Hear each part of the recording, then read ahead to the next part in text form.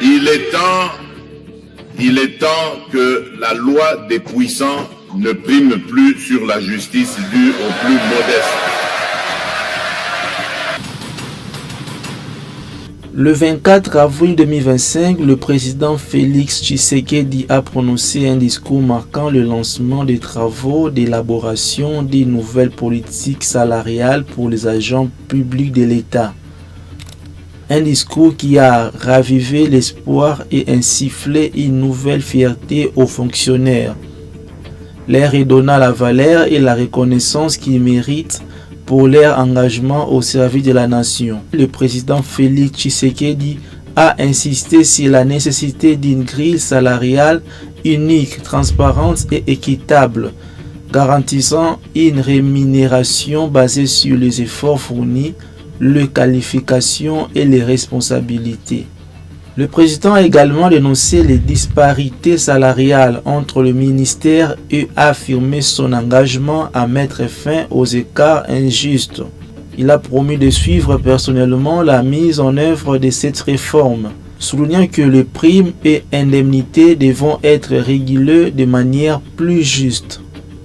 Une nouvelle qui appuie à tous les fonctionnaires de l'État congolais. Cette réforme pourrait permettre de doubler voire tripler le salaire des agents méritants grâce à une opération de contrôle systématique des effectifs prévue le mois prochain, ce qui reste à suivre. L'initiative marque une volonté de renforcer l'État congolais en garantissant des conditions de travail plus justes pour les agents publics.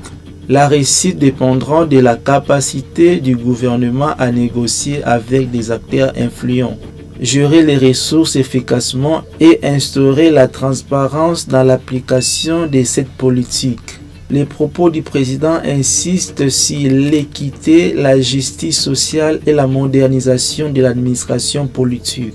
Il reconnaît les inégalités salariales actuelles, notamment entre ministères économiques et financiers, mieux dotés et ceux qui souffrent de faibles ressources.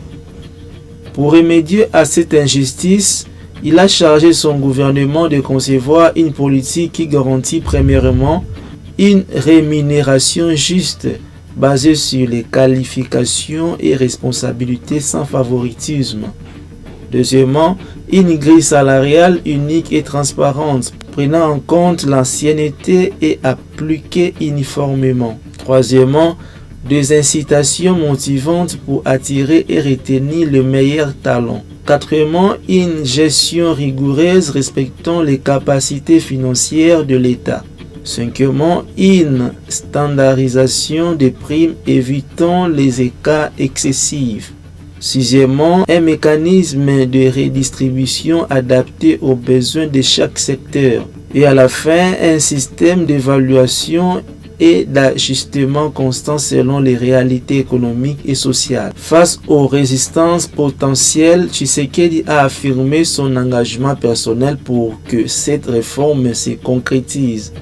Malgré les réseaux ancrés dans le statu quo, il appelle à une approche innovante et pragmatique pour assurer la réussite de cette mission. Qu'en pensez-vous?